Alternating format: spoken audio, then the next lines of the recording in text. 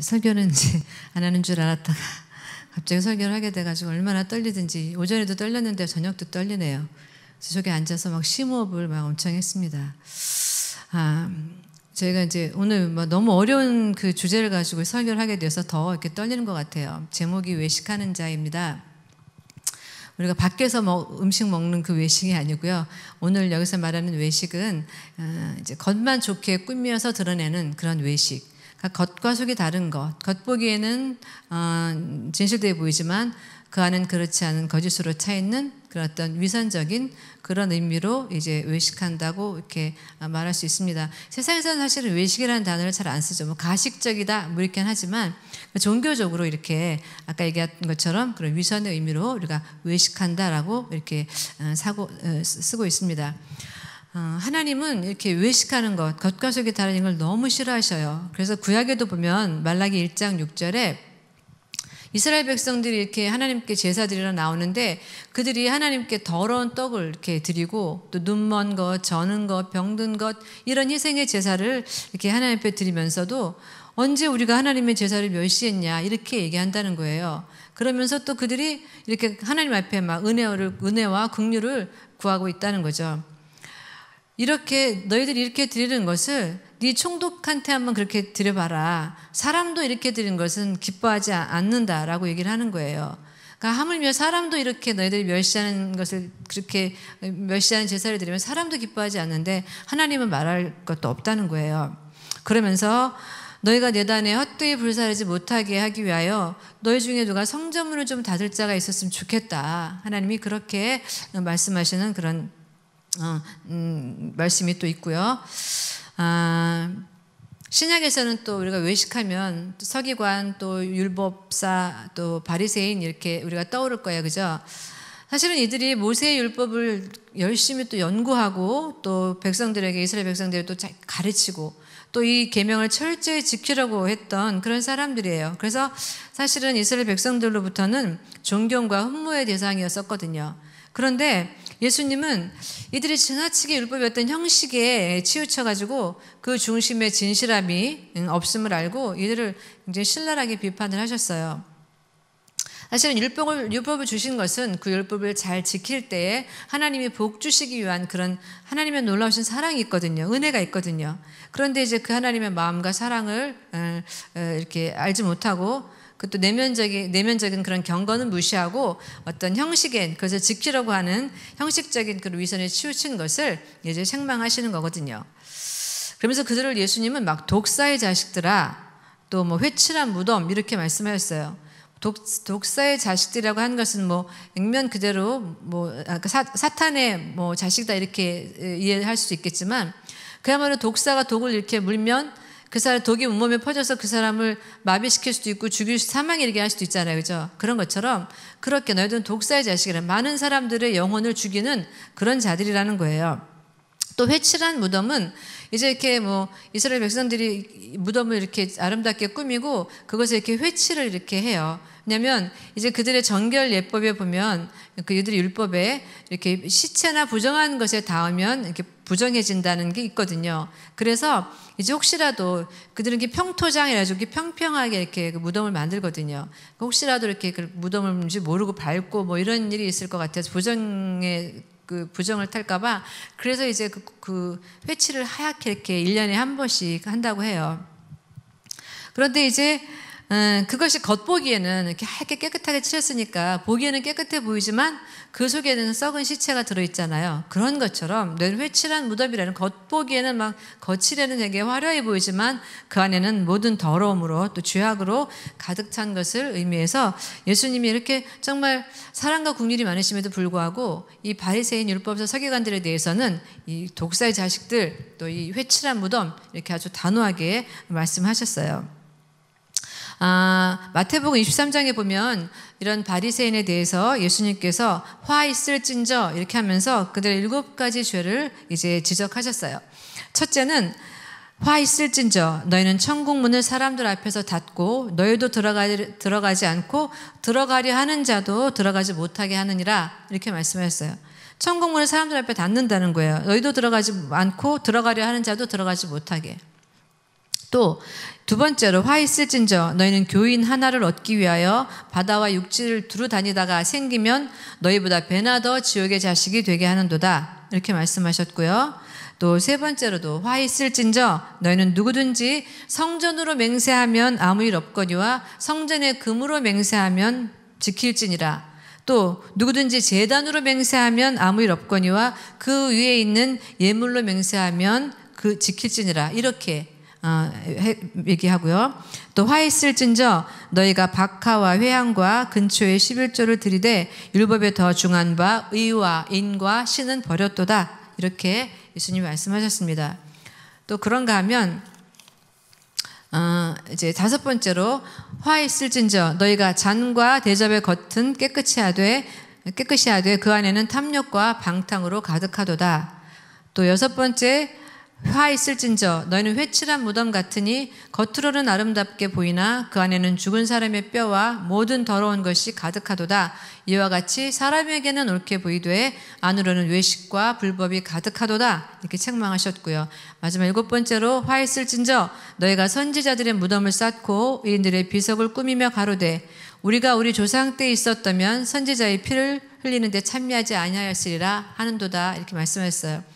그러니까 이들이 하나님이 이스라엘 백성들을 깨우치기 위해서 많은 선지자들 또 많은 의인들을 보내줬는데 그들의 말을 듣지 않고 그들을 죽이고 이렇게 했단 말이죠. 때리고 죽이고 막. 그래서 그들의 무덤을 쌓고 막 그 비석을 쌓으면서도 우리 조상들이 그렇게 한 거지. 우리가 만약에 우리 조상 때 있었으면 우리는 절대 선지자의 피를 흘리지 않았을 것이다. 이렇게 우리가 그들의 말을 들었을 것이다. 가증하게 이게 거짓말을 하고 있다는 거예요. 이렇게 바리새인들의 이런 잘못에 대해서 예수님이 그들의 7가지 죄에 대해서 이렇게 지적을 하고 계십니다. 이제 오늘 본문에 저희들이 나온 말씀은 바리새인과 서기관 중 몇 사람이 예루살렘에서부터 이제 온 거예요. 그래서 예수께 왔는데 그 예수님의 제자 중 몇 사람이 손을 씻지 않고 이제 떡 먹는 것을 이렇게 본 거예요. 근데 이제 그때에 여기 이제 가로를 보면 바리새인과 유대인들이 장로의 유전을 지켜 손을 부지런히 씻는다는 거죠. 그러니까 씻지 않으면 먹지 않고 시장에 갔다 왔을 때는 또 목욕까지 해야지 먹고 음식을 먹고 또 다른 음식을 먹을 때 또 중간에 또 꼭 씻어야 되고 또 이제 뭐 그 외에도 뭐 잔, 주발, 녹그릇을 막 또 씻는 그런 많은 그런 그런 유전 장로들의 유전 같은 것이 있거든요. 이것은 이제 하나님께서 모세에게 주신 그 율법을 더 이제 구체적으로 잘 지키기 위해서 만들어낸 여러 가지 이렇게 세칙들이라고 할 수 있어요. 그래서 보면 그것이 이제 입으로 전해졌다가 나중에 이제 예수님 이후로 뭐 미나시라든지 뭐 또 탈무드로 이렇게 또 이렇게 정리가 되기는 했는데 거기 보면 손을 씻는 정결 예식 하나도 뭐 손을 씻는 데 사용하는 물의 양, 또 이제 물을 사용하는 방법, 또 그 물을 또 바꾸는 횟수, 또 이제 한꺼번에 씻을 수 있는 사람의 수, 뭐 이렇게 굉장히 손 씻는 이 정결 예식 하나에도 많은 세칙들을 이렇게 만들어 놓은 거예요.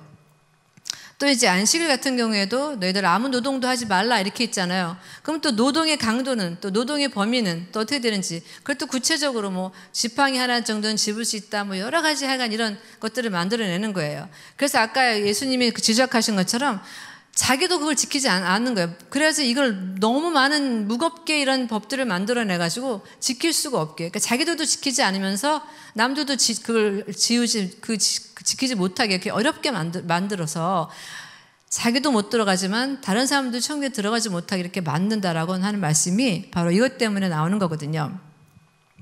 그래서 이제 그렇게 말씀하시면서 예수님이 이제 이사야 29장 13절의 말씀을 인용하셔서 말씀하세요. 이 백성이 입술로는 나를 존경하되 마음은 내게서 멀도다. 사람의 계명으로 교훈을 삼아 가르치니 나를 헛되이 경배하는도다. 이렇게 말씀하셨어요. 입술로는 존경한다는 거예요. 하나님 사랑한다고 하지만 마음은 내게서 멀다는 거예요. 사람의 계명으로 교훈을 삼아서 가르쳐서 헛되이 경배한다고 하지만 결국 헛되이 경배하는 그런 것이다라고 이렇게 단호하게 이사야서 29장 13절의 말씀을 가지고 인용하셔서 여기 책망을 하시는 거예요. 그러면서도 그 한 예로 이제 고르반에 대해서도 말씀하셔요. 고르반은 이제 히브리어로 내가 드려 유익하게 할 것이 하나님께 드림이 되었다라는 뜻이에요. 그러니까 하나님께 드리는 것이다 이렇게 하는 것이 고르반이거든요. 이제 여기 보면 그 10계명에 우리 5계명에 부모를 공경하라는 그런 법이 있잖아요. 또 부모를 이렇게 거역하거나 부모를 아비나 어미를 회방하는 자를 반드시 죽여라, 이런 율법이 있거든요. 그런데 이제 이 고르반이 뭐냐면, 내가 이제 그 부모님을 봉양을 하고 해야 되는데, 내가 고르반, 내 물질 하나님께 드려서 나는 이제 물질이 없다, 그래서 부모님을 공경할 수 없다, 이렇게 하는데 이 고르반을 써먹는다는 거예요. 그렇다고 이 고르반을 내가 하나님께 고르반 해놓고 지키지 않는다 해서 무슨 뭐 제재가 가지고 그런 게 아니거든요. 그러니까 고르반 해놓고 지키지도 않으면서 또 그 고르반이라고 하는 명목으로 이제 나는 하나님 앞에 드렸기 때문에 없다, 그래서 부모를 내가 이렇게 봉양할 그런 여유가 없다, 이렇게 한다는 거예요. 그런 용도로 악용해서 이 고르반이라는 걸 쓴다는 거죠. 그래서 예수님이 그걸 책망하고 계시는 거거든요. 그러면서 또 말씀하실 때, 무엇이든지 밖에서 안으로 들어가는 것이 사람을 더럽게 하는 것이 아니라 사람이 안에서 나오는 것이 그 사람을 더럽게 한다, 이렇게 말씀하셨어요. 왜냐하면 우리가 아무리 뭐 더러운 것, 그런 것을 먹어도 그것은 배로 간다는 거예요. 배로 가서 결국은 뒤로 다 나와버린다는 거죠. 그래서 그건 절대 사람을 더럽게 하지 않는다는 거예요. 그러나 우리 안에서 나오는 것은 우리 마음에서 나온다는 거예요. 그래서 그것이 이제 그 사람을 더럽게 하는데, 그것은 바로 뭐냐면 악한 생각들, 음란한 거, 도적질, 또 살인, 또 간음, 또 탐욕, 또 악독, 속임, 음탕, 흘기는 눈, 회방, 교만, 광패, 이런 것들, 이런 모든 더러운 것들이 네 마음에서 나오기 때문에 이것이 바로 사람을 더럽게 한다라고 이렇게 책망을 하셨어요.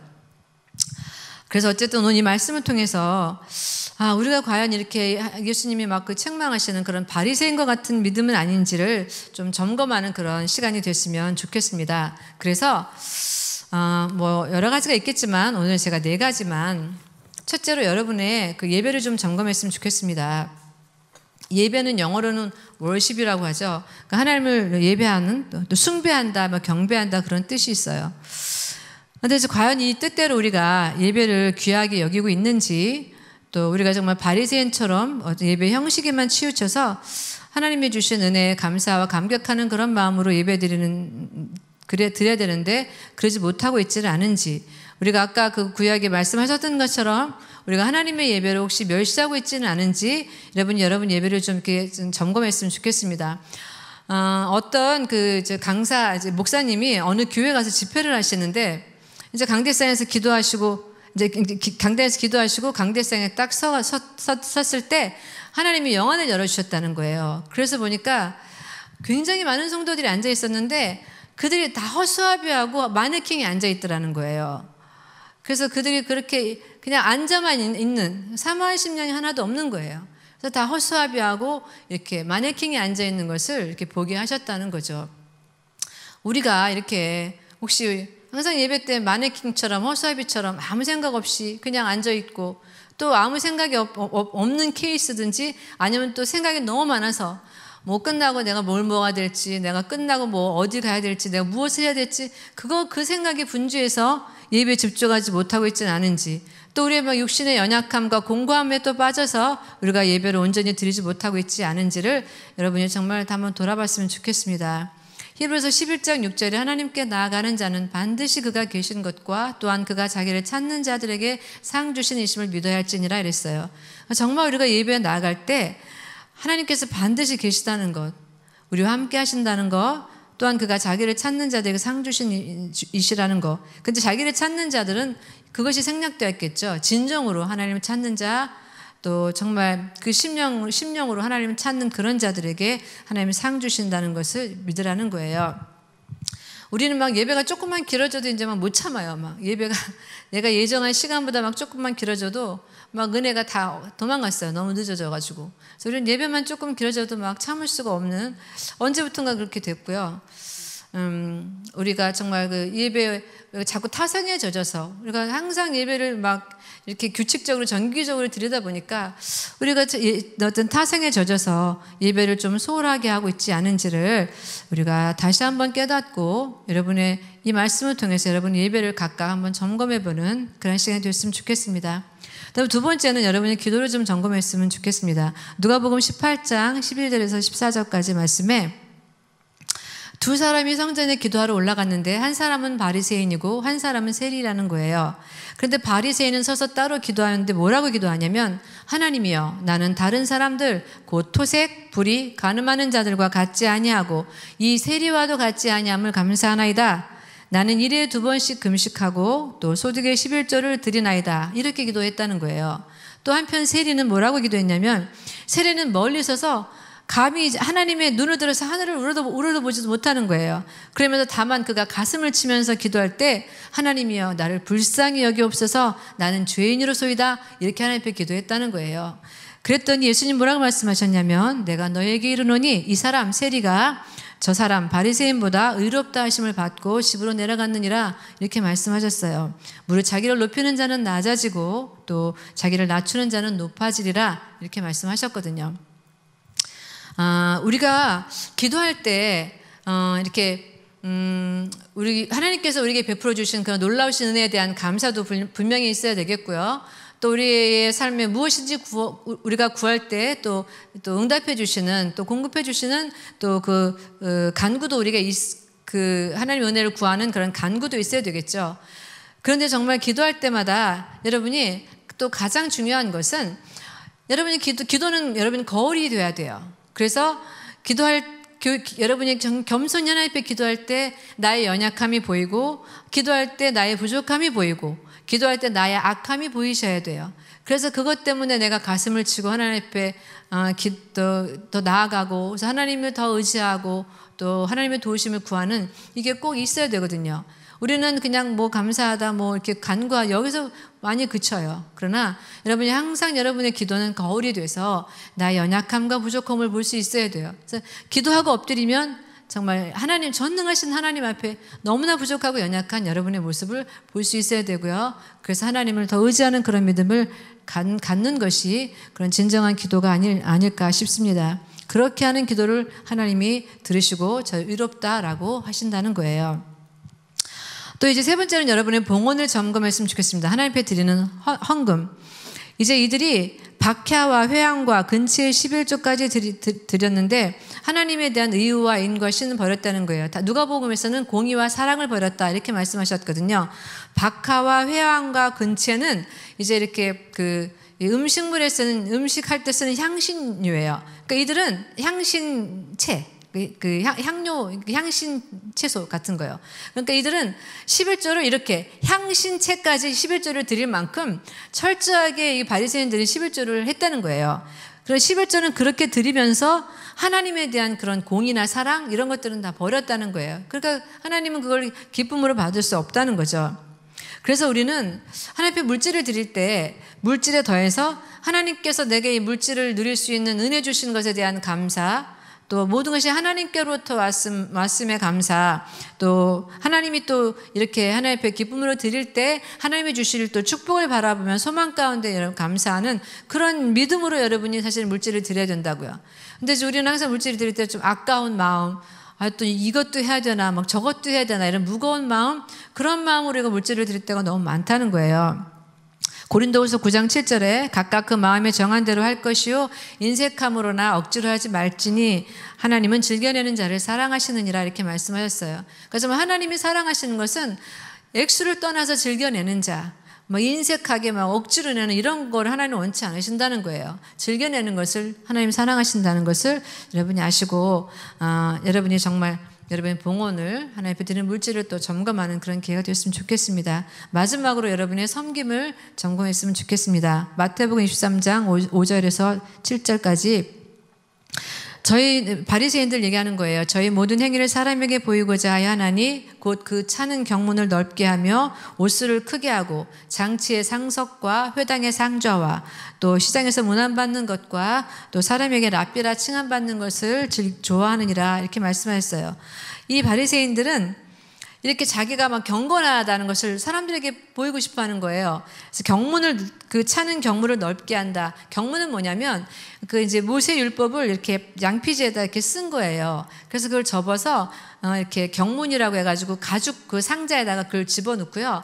이스라엘 백성들이 하루에 3번씩 기도할 때 꼭 경문을 차고 기도해야 되는 거예요. 그래서 미간에 차기도 하고 왼쪽 팔에 차기도 하고 팔뚝에. 그렇게 해서 그들이 기도할 때는 경문을 항상 차고 하는데 그 이제 가죽 상자니까 그걸 이렇게 그 고정을 시켜야 되잖아요. 그죠? 가죽 밴드 같은 걸로 끈으로 그래서 고정을 시키는데 이제 이 바리새인들은 그래서 막 보이라고 잘 보이라고 막 그 경문을 막 그 넓게 이렇게 제작을 한다는 거예요. 또 그런가 하면 옷술을 크게 하고, 그 옷술은 이제 그 구약에 보면 예수님, 하나님께서 주신 명령 중에 하나거든요. 너희들이 겉옷의 밑자락에 파란색 그런 여러 가닥의 실로 이렇게 옷술을 다르라는 거예요. 그 의미는 내가 하나님의 계명을 모든 삶의 영역에서 순종하며 가슴 깊이 새기면서 명심하여 살겠습니다. 라는 그런 믿음의 고백으로, 그런 의미로 이렇게 그런 상징으로 그 옷술에다가 그런 파란색 겉옷에다가 옷술을 달게 했거든요. 그런데 이제 바리새인들은 옷술을 막 크게 잘 보이게 막 그렇게 달고 다닌다는 거예요. 경문도 기도할 때 차야 되는데 막 수시로 이걸 막 차고 다닌다는 거죠. 자기가 나는 굉장히 기도 많이 하는 사람이고 나는 굉장히 경건한 사람이다, 이것을 보여주려고. 또 그런가 하면 잔치에는 꼭 상석에 앉으려고 하고, 또 회당에 가서는 항상 상석에 앉으려고 하고, 또 이제 시장에서 막 사람들한테 막 인정받고 문안받고 또 이렇게 랍비라 선생님이라 이렇게 칭함받는 것을 좋아하는 그런 자들이 바로 이 바리새인이다, 이렇게 말씀하고 있거든요. 그래서 우리도 마찬가지로 우리 마음속에 항상, 뭐 저도 그렇고요. 우리가 이렇게 섬기고 희생하고 하는 것들을 사람들이 좀 알아주고 인정받기를 원하는 그런 마음들이 마음속에 가득 있어요. 그래서 끊임없이 막 이렇게 내가 이렇게 한 거를 막 자랑하고 싶고 막 드러내고 싶고 알아줬으면 좋겠고, 근데 또 그걸 또 안 알아주면 또 막 섭섭해서 그것 때문에 또 시험에 드는 일도 굉장히 이렇게 많이 있단 말이죠. 그래서 우리는 항상 우리를 자랑하려고 하고 우리의 이름을 내려고 하는, 그래서 우리의 믿음을 과시하려고 하는 그런 마음이, 나쁜 마음들이 우리 안에 깊숙이 있어요. 그래서 여러분, 근데 하나님은 여러분 말씀하시잖아요. 오른손이 하는 일을 왼손이 모르게 은밀한 중에 너희들이 이렇게 하라는 거예요. 은밀한 중에 하나님은 다 보시고 아시니까 갚아주신다는 거죠. 너희들이 이 땅에서 그냥 다 칭찬받고 상받고 해버리면 나중에 천국에서 받을 게 없다는 거예요. 이미 너는 이 땅에서 받았기 때문에. 그래서 우리의 섬김이 그렇게 오른손이 하는 일이 왼손이 모르게 하는, 또 우리 이름이 드러나지 않는다 할지라도, 또 드러나지 않는 그런 일이나 또 그런 상황이라 할지라도 우리가 묵묵히 감사함으로 또 하나님의 은혜를 또 새기며 헌신하는 그런 섬김이 있으면 좋겠습니다.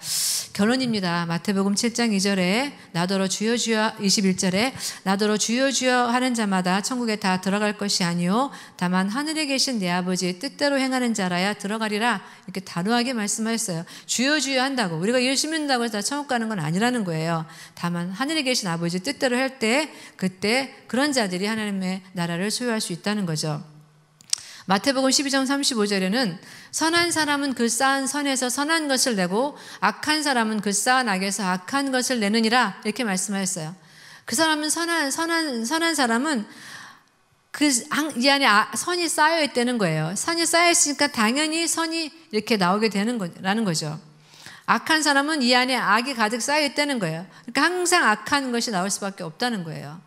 저도 정말 이게 기도 제목이에요. 제 안에 항상 선한 것이 쌓여 있어서 항상 선한 것이 나왔으면 좋겠는데 내 안에 악한 것이 많이 있어서 악한 것이 나올 때 너무나 많이 있거든요.